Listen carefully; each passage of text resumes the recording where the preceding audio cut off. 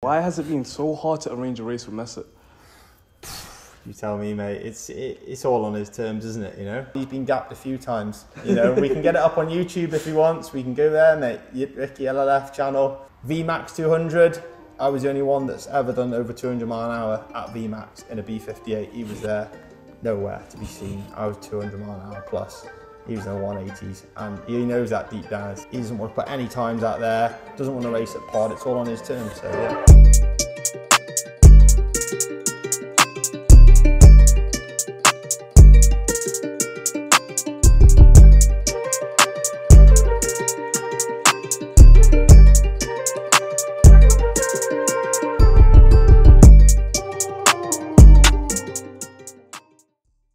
Yo guys, and welcome to TRT, the only place for racing talks. I'm your host Mo, this is Smalls, and today we have a special guest introducing the main man, Tom Wrigley himself. Hello everyone. I can't lie, this has been a long time coming. It sure has, mate, it sure has. Been excited for this one. Yeah, definitely. But we finally made it happen now. I feel like we have a lot to talk about. Yeah, we do.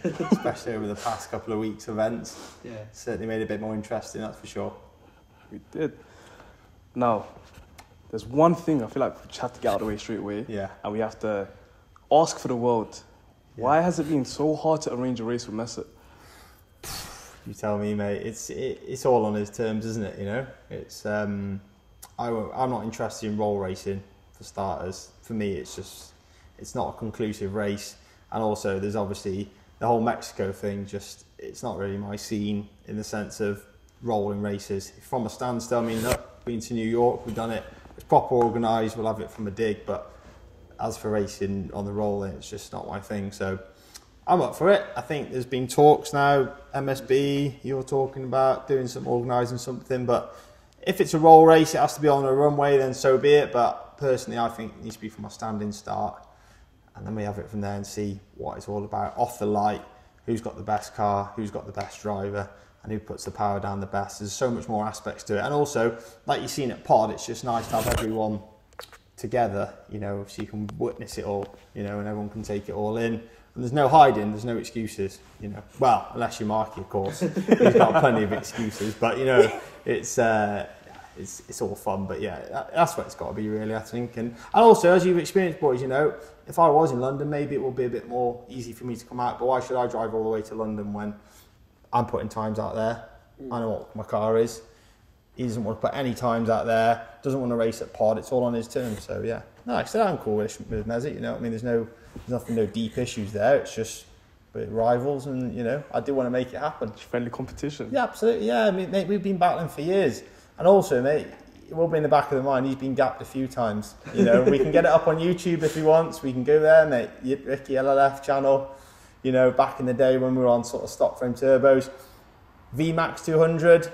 I was the only one that's ever done over 200 mile an hour at VMAX in a B58. He was there, nowhere to be seen. I was 200 mile an hour plus.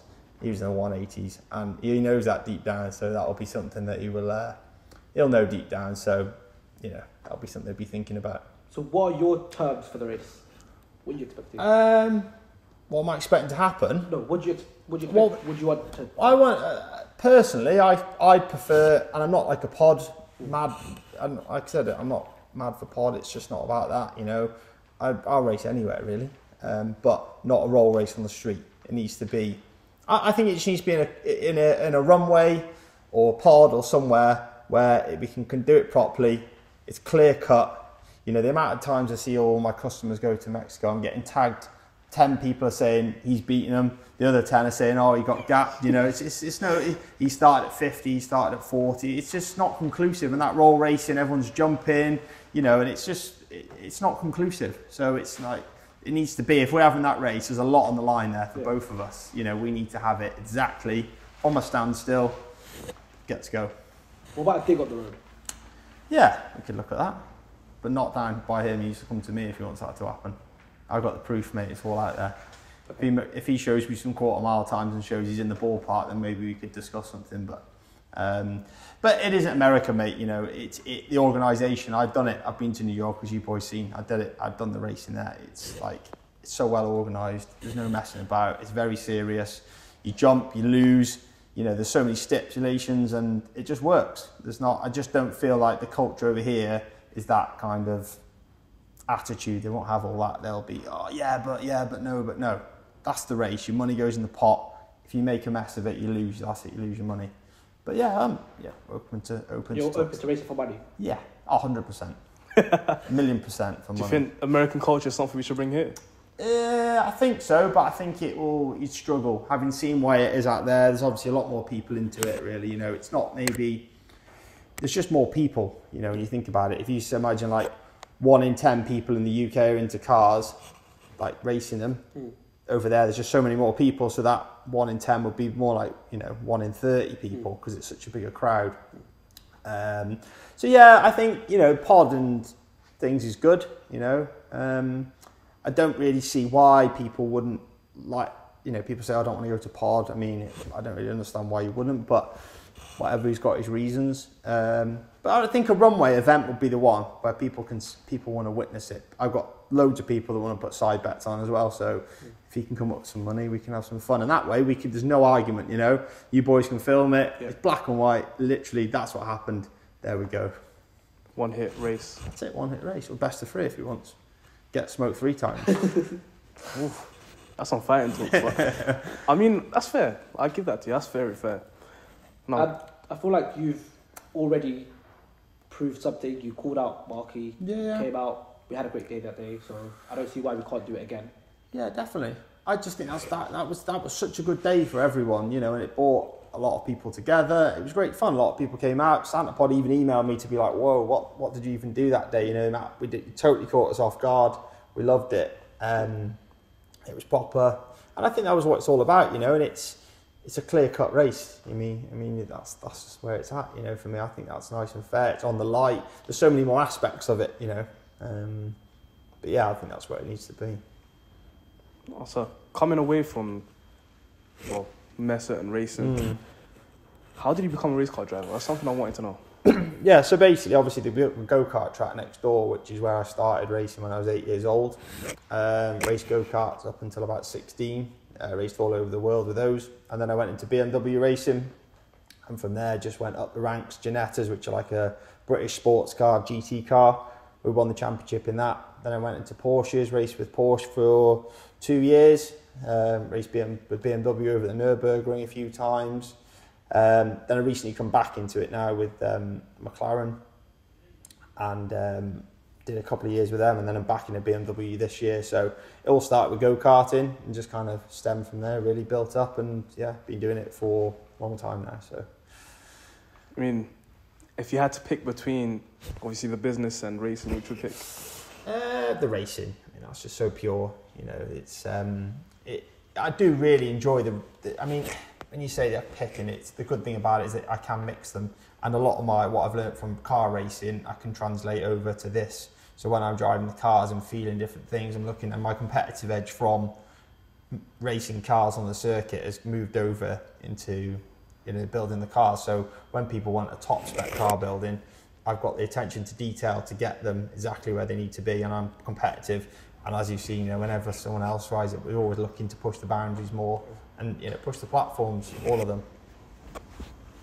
And is that what kind of like pushed you into performance and made you? Yeah, so obviously I've always been into cars. So alongside the car racing, it all started with me. I was just always messed about with cars. And then my first BMW was a 2014 brand new M140i, which when they first started getting like turboed engines, M55, and then we just built up from there. That was quite modestly tuned. And then I had an Audi, actually I went to an RS3. Then when I got rid of that, that's when I jumped into the F80, and that was like 2017. And that's when we really started pushing the platform. I was working with Bootmod at the time, a tuner called F80 Paul. So we used to do stuff over, that was kind of the first people in the UK that were like over the air kind of updates, you know, from America. Nobody was really doing it at that point, where tuners from America were tuning cars remotely and it was off your phone. And like I said, we just started getting some really good records in that car. And that's where it all kind of started. So you started with Bootmod and F80 Paul, and you ended up with MHD, yeah, Mike Ball. Exactly, yeah. How's that? So basically, Mike Ball lives not far from here. Yeah. And I was finding it quite difficult with Paul because the bigger he got, he blew up like them at the time when I was doing it, and he just didn't have the time for the cars anymore. And it wasn't maybe so much that having the time, the time difference, and like we couldn't start mapping till say 1 in the afternoon over here, 1, 2. Didn't have the dyno at the time, so it was out on the road, and it was never, it was always, as the business grew, you can never just rely on that. So, customers would come in and then he might not be able to do it that day and they travel from a long way. So Mike came to the picture then. I've always known he was a good tuner, but like he maybe wasn't sort of on the scale he is now. He knew how to do it, he just wasn't maybe mapping all those type of cars really. He was just doing sort of more stage 1, stage 2 stuff. And then he didn't use boot mod, he used MHD. And he kind of prized me away from, well, they didn't prize me. I mean, boot mod's a great platform as well, and I still have to get on with all those lads still, but the MHD I just find for me works better. I like the offline function, so you don't need good signal. As you probably experienced up here, we don't have good signal. So getting the logger to work and all that, with MHD it doesn't need any Wi-Fi or any data. So we went from there, and obviously Mike being local, worst case scenario, I could drive to him, he could drive to me, we could do the cars in person, and that's when I kind of think it just all blew up really from there. Did you anticipate the competition that you have now, it would go this big? No, never. I mean, I had visions, I really did have visions, but what we're doing now is pretty special, and obviously the cars that we've got rolling out in the next couple of months, I want to be mixing it with the world boys, you know what I mean? The UK, I don't really see anyone doing what we're doing, if I'm honest. There's no one even like putting any times out, consistent work, not really seeing any competition on that front. Obviously got the odd car here and there, but from a garage point of view, doing G80s and all this kind of thing, there isn't really anyone close to what we're doing at the moment. So did you see a gap in the market when you came into the season? Yeah, a little bit. I mean, it's just, like I said, it's just doing it properly, giving good customer service.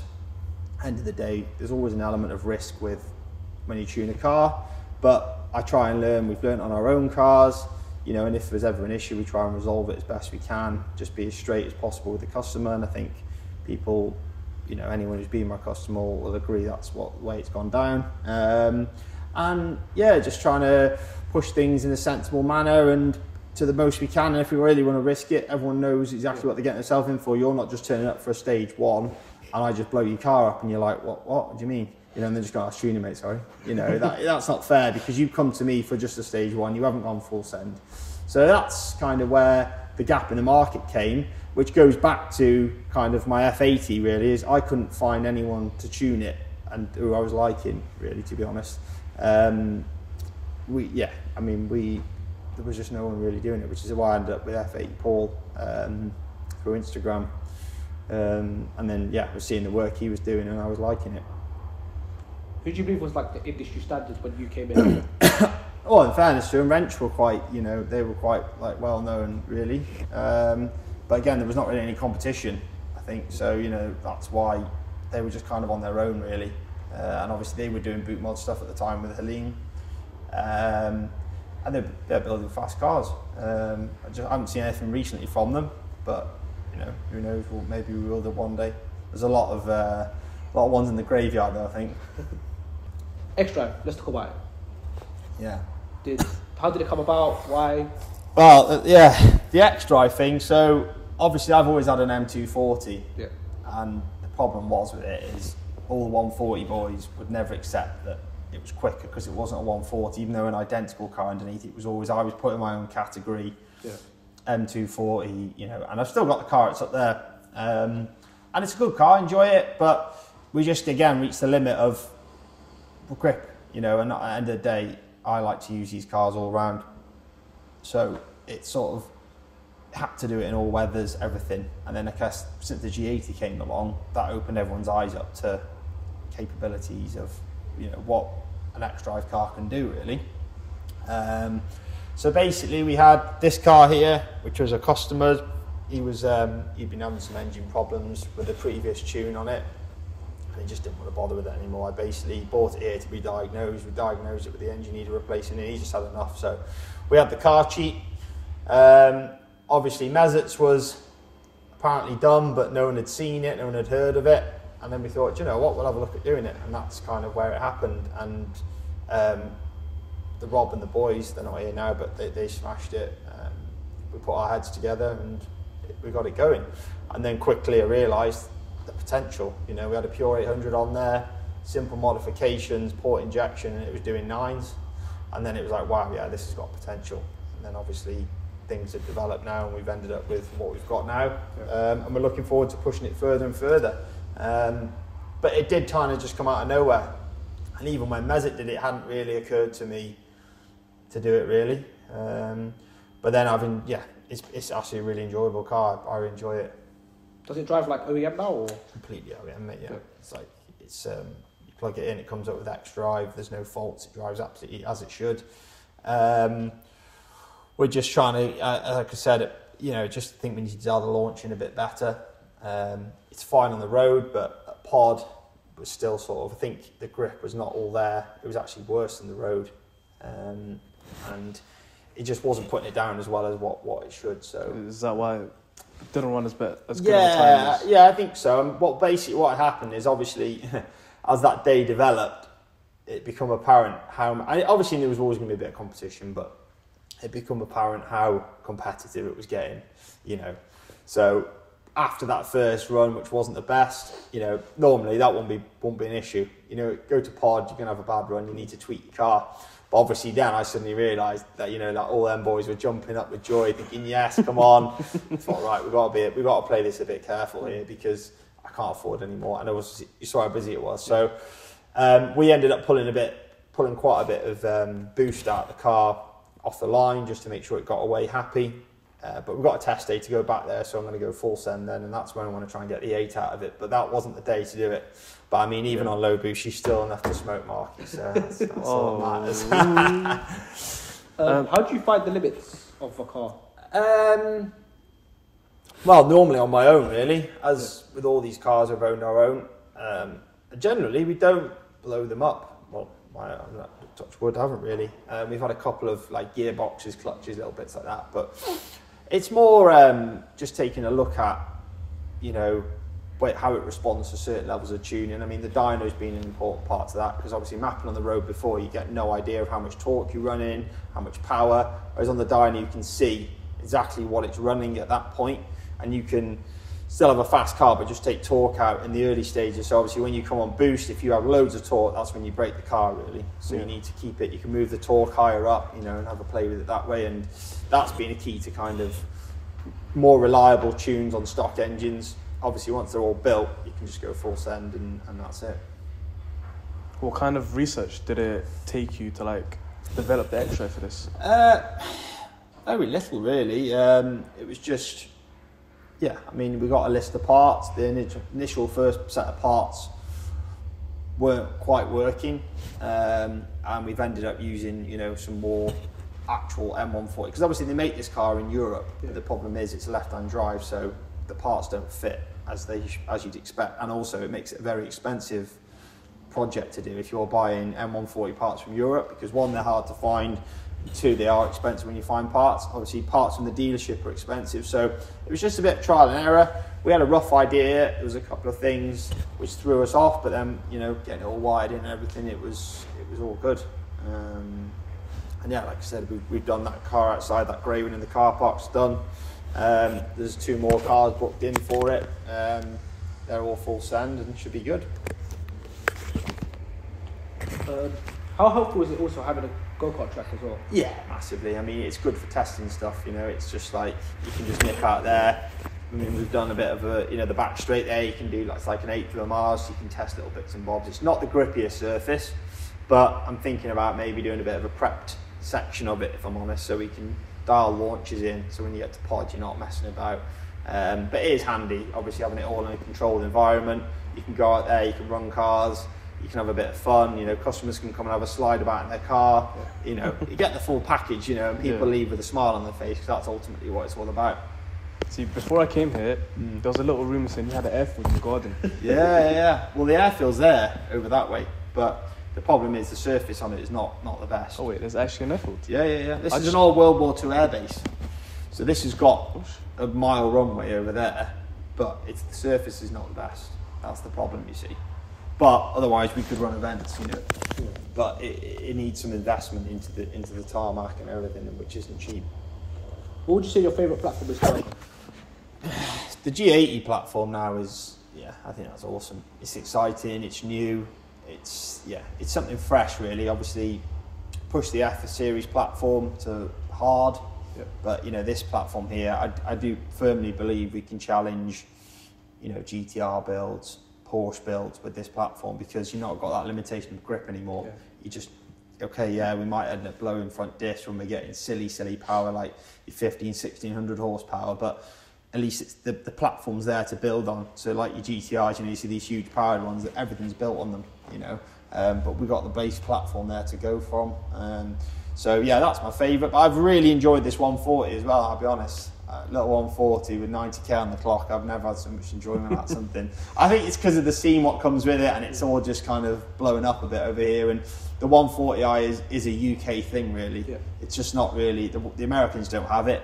And I quite like that, you know, it keeps it unique. So yeah, it's exciting. Oh no, 140's always had a place in my heart. Like, I don't know why. It's just something about them. They are good. I always see that you use precisions. Mm-hmm. Why is that? So I did a single turbo kit for the S55, which used Garrett's, and in my opinion, I like the Garrett's up to about 1,000 horsepower, and then over 1,000 I go to precision. I think that a Garrett up to 1,000 is a nice compact unit, so it's nice and small. Basically, for the horsepower you get, it's still a small unit, but if you want to then compete with the power of the precisions, the physical size of the turbo then goes up massively. So yeah, they do G45, 1400s I think, but the physical size of the turbo is a lot bigger. So obviously with right-hand drive cars, not much space, I think that's why. And the precisions, they do what they say on the tin, you know, they've always got the power they rate them to is what they will make, or more really. What is it that you do here? What does Tom do? What do I do? Well, we used to do the mechanicking, used to do it all really when we first started. So now I just maintain the running of the business. I mean, I do a bit of spanner. The lads I got now are so good. They just methodical, just leave them to it. You know, once they got a job on, they just do it. So I do all the mapping now, do all the mapping with Mike, all the running of the business, all the testing, all that kind of thing.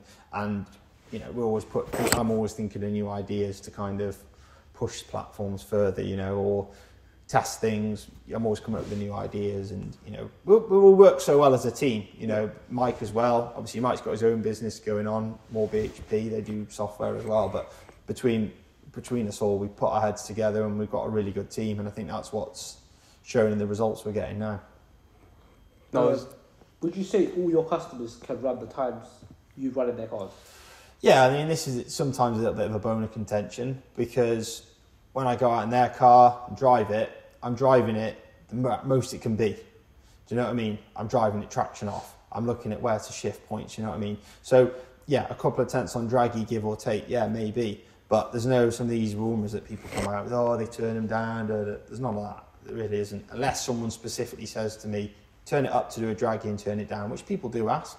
I'd never turn someone's car down having mapped it, turn it down and give it back to them and not tell them and say, oh, your car's doing this time. But if you can't drive your car, if you haven't got driver mod, that's not my fault, you know? You can't expect to be driving with the traction on in comfort mode and think you're going to do the same times. Or by the same token, 30 degrees heat outside with a full tank of fuel, and you know, the car's heat soaked to death, you're not going to do the same times. And I think that's what draggy's kind of bought a lot of.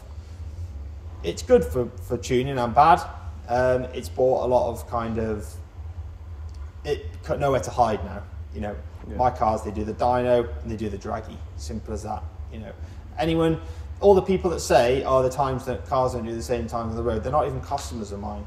So I don't get how they'd know that, but generally, I've never had anyone complain of that problem. So customers come forward if there's an issue.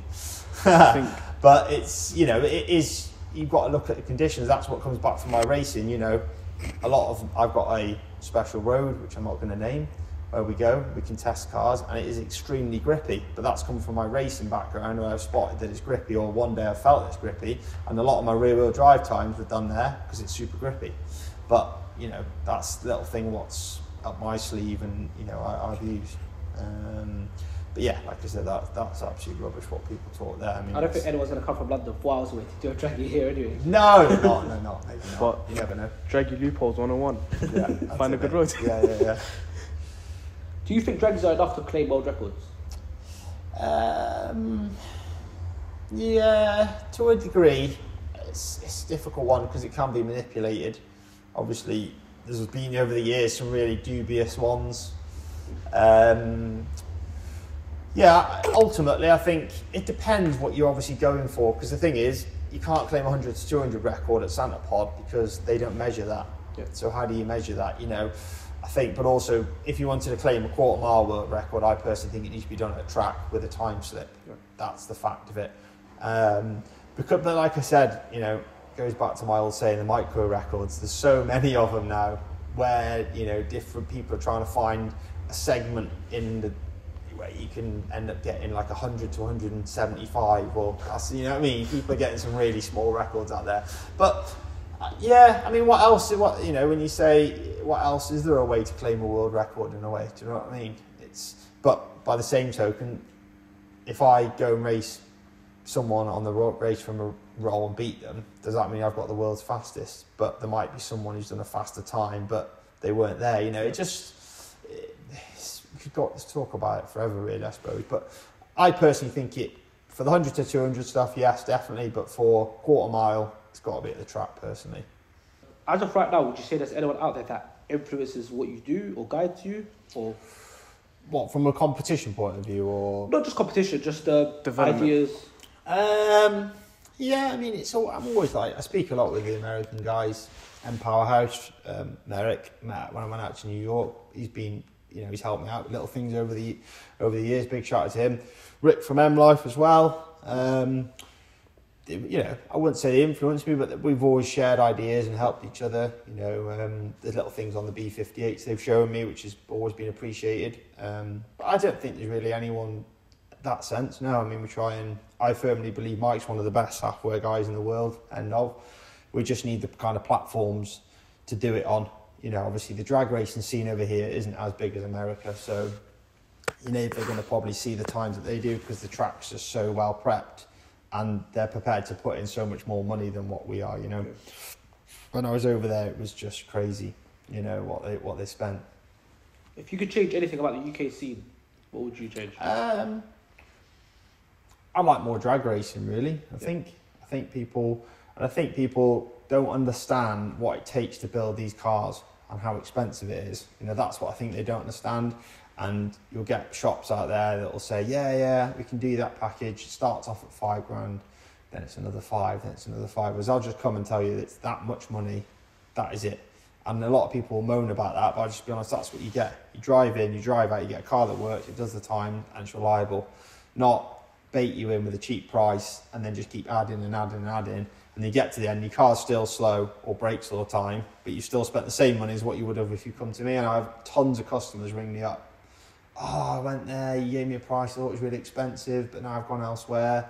So people need to realise that it costs money to go fast. Simple as that. I think that's what it is, you know. And these are properly fast. When you look at the performance some of these cars do, these BMWs, Supras, whatever you want to say, they're mixing it with very high-end cars. You know, you're talking turbo Porsches, tuned ones. You're doing the times what they are. You know, even if you want to talk about cars that come out of the factory, that there's not many Bugatti Veyrons. People often compare to them or anything like that. What they're actually doing from a standard car. It's crazy what you can get out of these cars. So you've got to think of it that way. But that's the reason Bugatti's £1 million or whatever they are, and these are this much, but you're getting that much performance. You need to understand how much it's going to cost, really. Going back to what you said about issues. You have a car outside. You know which one I'm talking about. Yeah. There was a few issues. Yeah. I can't really go into that details, to be fair, mate, because But that's a prime example of what I'm saying. You know, it's people tried to do what we're doing and failed, and obviously it's ended up back here now, and it's doing the times it's doing. So it's there now, isn't it? You know, so it's out there doing the times, does car wow, everything. So it's a good car now, and it's, like I said, fastest M3 touring in the world. So it's doing the job. That's right. I heard the rumour that car failed after you tuned it. No. What? fake news out, mate, I'm afraid. You can ring the owner. We see that car on Car Wow and other places as well. Yeah. It's doing great numbers. So. Yeah. It's smashing it, mate. That's just what they wanted, and this is what's sometimes sad about. They just wanted that car to do what it did, and it wasn't doing that, you know. And this is what can sometimes happen, and my frustration with people bodging cars, because there's no need for it, you know. You can have fun, you can tune your car and have fun, but the pain that they go through, and plenty of other people go through, it puts people off tuning, because then they'll blame tuning. Well, it's not tuning. It's tuned right now and you never had an issue. But before, it was tuned and it constantly had issues, but that's because it was done wrong. So, you know, you can still have a tuned car, but then going forward, some people might have the patience then to redo that again, because they're just like, oh, I can't be bothered, it was just not worth it. Whereas if it's done properly, you know, you can get it to work. 100%. What are some necessity checks you have to do here when a car has been tuned elsewhere? Well, to be honest, I don't really take on cars tuned elsewhere anymore. It's just too much hassle. So if it's been tuned elsewhere, then that's unlucky, really.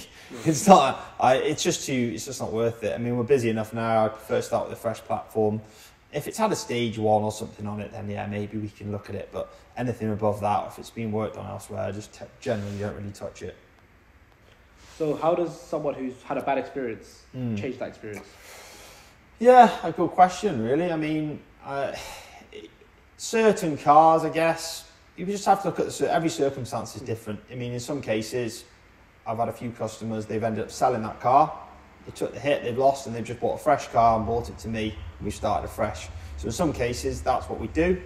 But it matters depending on the situation. Like that car was obviously a new car, so we could rectify the issues. There was a lot of issues which were rectifiable. We got those sorted, and then we retuned it, and it's all good now. But you know, in certain cases, if it's been done so badly, the car just they move it on, get them started fresh, or they don't bother doing it again. You know, which is a shame, because that's someone who's not going to get back into tuning again, really. No, definitely. It is painful, just not having your car run right, but it's part of the game at the same time. I feel like people need to expect to break things. They do. And we don't have that culture in the UK. You don't. And I educate people that, like, that's what I said when I go back to what we said before. If you come for a stage 1, you can't really expect it to break. If you come to me and say, I just want a little bit of power, I'm going to give it to you. There is an element of risk, but you know, when you start going down these roads, I'm well aware, even though it's all forged, everything, if it blows, it blows. And that's why I try and educate my customers when they ring up. If they start talking, yeah, I want 1,000 horsepower, blah, blah, blah, blah. Right, let's just stop there for a second. This is what potentially could happen. You could spend 40, 50,000 pounds and still have failures. But there's a big difference between something failing on your car and someone causing from install failure. And I think that's what a lot of people, oh yeah, you need to expect failures. Yeah, but hang on a minute, if you leave rod bolt loose when you build the engine, that's because it was an install error, not, oh, you know, it broke because a con rod failed, you know. So there's a very fine line between it, and you know, that's what I would say about it at the moment. So yes, you're right, I would say some people do need educating, but also there's a lot of cowboys out there which just use that to hide behind, you know, and say, oh, it's tune in, that's what happens. But actually, we very, very, very rarely have failures, you know. If I was using my car for like over a year and something goes wrong, that's understandable. Yeah. But if I take my car out of here right now and I break down the road, you're not going to be happy with it. You know, and that's what we've got to, you know, that's part of learning really. From our side, we want to give that good service. What are the next plans for the Tom Wrigley business? So I'm going to put probably another unit up, and I want to make, like I said to you before, probably expand into, you know, maybe some other cars. It'd be cool to I like the Porsche platform. Obviously I raced with them for a couple of years, and I've got some good contacts there and some good knowledge from there. And yeah, I mean, I have a lot of people ask about twin turbo Lambos, but then also I think to myself, you know what, there's only one of me. The lads are doing really well on these cars at the moment. Do I just stick with the G80 platform? But I would maybe like to expand a bit, but I'm not looking to go mental big. You know, I just want to enjoy it as it is. I think it's a nice size now, and we can go from there. So maybe expand a little bit, but nothing crazy. If I gave you £30,000 today to spend, including modifications, what is the fastest you're able to go? Including the car and the mods? Car and the mods, total £30,000. Good question, really. Yeah, I mean, for me, it'd be probably a toss-up really between maybe an M4 F-Series. 140, I mean, you could get, they're so cheap now. It'd probably be, a one between, a toss-up between a 140 and an M4. Yeah, I mean, you get the car for one of these for 15, for a nice push one, sort of 15 grand of mods. You're kind of looking sort of like the 600-ish mark, I'd say. 600 rate, roughly.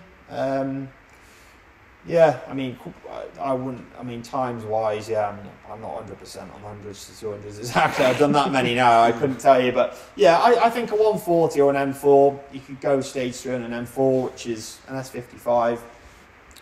That would get you 700 as well. So, I think, yeah, probably be an M4 would be probably get the edge out of 140. And also, you'd have thing with an M4 from factory, they could put the power down a lot better. They got a diff from factory, they got good brakes, suspension's better. So I think that would be probably an M4. Something like that to go for. It saves you spending like how much on the LSD and the exactly, brakes yeah, the brake suspension and like these things can be a bit of a I think like a roller skate, can't they? They're all over the place sometimes, which is part of the fun, but also I think it does make them a bit more of a handful. Apart from people we have called out already, is there anyone else you want to see out this year? Yeah, there's loads of 140s supposedly quite fast. I mean, yeah, anyone really, just to be honest, anyone. I don't think there's no one that I know of that's really is building anything quick. Yeah, obviously Marky, Mezet, the usuals. Other than that, I don't really know of any other quick ones that are about, to be fair. So yeah, I don't know really. I mean, unless there's someone building away in a secret garage, hopefully there is. I feel like not just 140s, 140s aside, and it could be the G8 platform, could be outside of BMW. I mean, I don't know. I mean, Wrench, I don't know if they've got a G80 coming or not. I don't know. I heard there was one, but not being seen. Don't know really. Anyone else?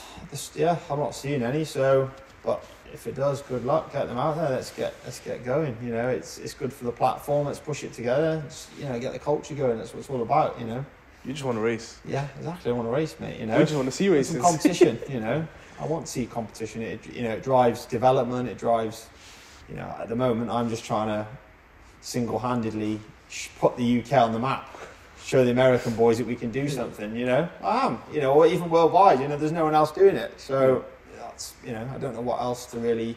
It's the same with the F80s, really. I was the only one to kind of push European records. We were close to some of the world stuff.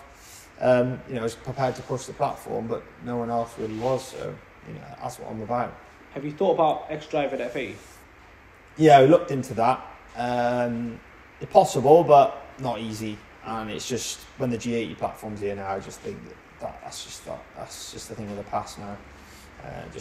Better left where it lives, really. It's just time to move on. Well, one question I had. Yeah. Why did you go DCT in the 240? So basically, it was more. I was coming across the slipping issue with the HP50s, the standard gearbox wouldn't take it, and we just thought we'd try something different. It didn't really work. It worked well for 100 to 200 and a half mile kind of situation. But from a dig, I thought it would work better than it did. So that idea got shelved. It's still got the DCT in at the moment, but we're not doing much with that car at the moment. I have entered it to door slammers, and all being well, it will be out there with a whole new setup on it, which will be revealed soon. But the DCT was just something a bit different. It was more of a challenge. We like challenges here, and it was nice to get it working. Again, it was fully functional, and it was sounding super cool because it used to pop and bang on the shift and stuff. It was good. I feel like now that development has come so far on a B58 platform, you feel like it's easy to make them fast? It's easier, yeah. It's easier to go. I mean, I know now what it takes to go really fast at them. But it costs money, like I said before. If you want to go really fast like these sort of numbers, it does cost money. There's no two ways about it. You can't push the stock engine. The Gen 1 engine is not as strong as the Gen 2 one anyway. You get a lot of piston problems. The conrods aren't too bad, but piston failures. You can get, if you start pushing too much, you can have problems. And do you feel like there's more development to still go to push the Gen 1s?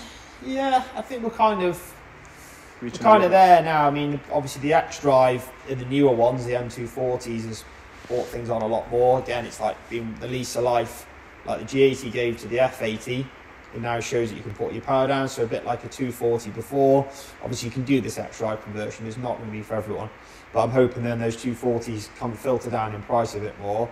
That'll be like a baby G80, you know. And obviously, you've seen some of the times the boys in America doing one stock and all that.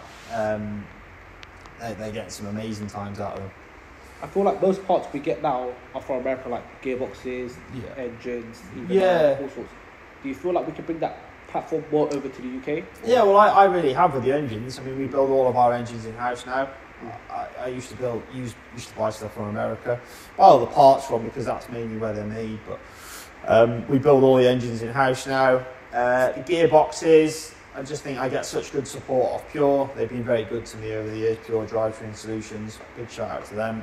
You know, I'm happy with the deal we've got going on there. I mean, there's nothing, I wouldn't say there's nothing we couldn't do here, but again, it goes back to what you said before. It's people don't want to spend the money over here, really. Like over there, there's hundreds of people that spend 10 grand on a gearbox. At the moment, I probably sold about 10 or 15 maximum. So it's just not for everyone. If you tell someone with a 140i they need to spend £10,000 on a gearbox, they're going to go, what do you mean? No. Because it's like almost the value of the car. So what they do is, obviously, they've got some unique, but the parts and things they've developed, it enables them to develop it a lot faster because they've got the demand. Yeah. Would you say you're the market leader in tuner in the UK? For BMWs, yeah, definitely. I mean, I don't know of anyone else it is. I mean, in my eyes, there's no one else really. You know, there's a few odd people build the odd fast car, you know, but from putting customer cars out repeatedly, G80 platform or B58, consistently putting fast cars out there, customers are out there. I don't know of anyone else, to be honest. I really don't. So I'd say so, yeah. How did the G81 go into America think about? So obviously I'm good friends with Reese from R44. So he was looking to do some like a promotional kind of stuff for his business. Obviously he does all the cosmetics and he does everything. He'll supply all the parts, but his big thing is the carbon, you know, and all the parts. So he was looking to have the edge on everyone else, you know, and he said, like, let's just send a car to America. And that's, you know, that was amazing, you know, but that's like, he's got the same mentality as me, you know, we're prepared to put our neck out on the line, and people are quick to sit there on the internet criticising that, but show me anyone else who's doing it, you know. Who's people criticise that? People do, like, they criticise what you're doing, you know, sometimes, or, he's this, he's that. All right, well, show someone else, show us. This is what we're doing. The America thing was lit. It was amazing. Yeah, amazing. It was amazing, but all I'm saying is this is the length we're prepared to go to push platforms. You know what I mean? We're pushing everything, you know, together. You know, we work really close with Reese. He sponsors me in my racing. We work well. You know, we've got another project potentially starting off, which will involve America, which will come out soon. That's going to be even more amazing. And we're prepared to do it, you know, and push it, you know, and that's what, you know, that was amazing when we went and did that trip.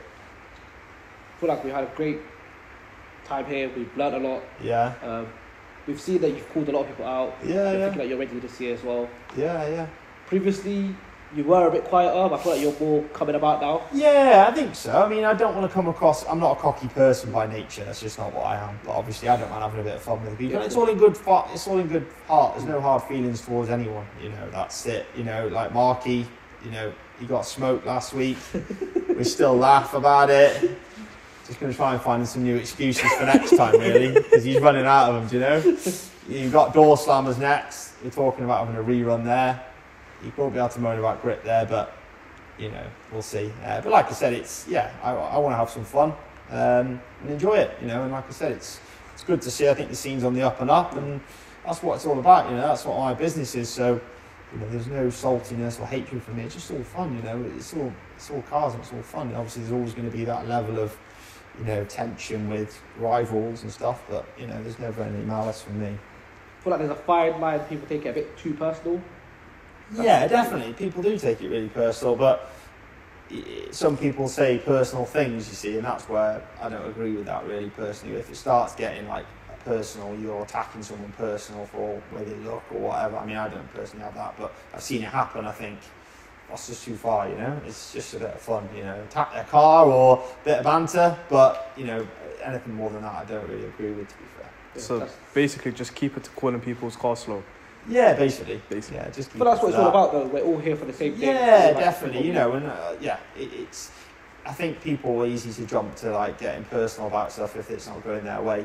You know. And you're gonna start pushing away the new people into the scene. Exactly. Yeah. You don't want to be involved in that. You know, and it isn't for everyone because it is a feisty scene, the B58 scene. I mean, I'm lucky I'm at the top. Do you know what I mean? But if you weren't, then you know it does get a bit spicy down there. You know, people get upset real easy.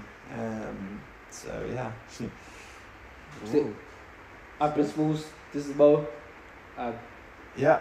Pleasure to be on here, lads. So thank you very much. We've heard it, guys. And hopefully next time we'll catch you out when it's dry. Yeah, definitely, lads.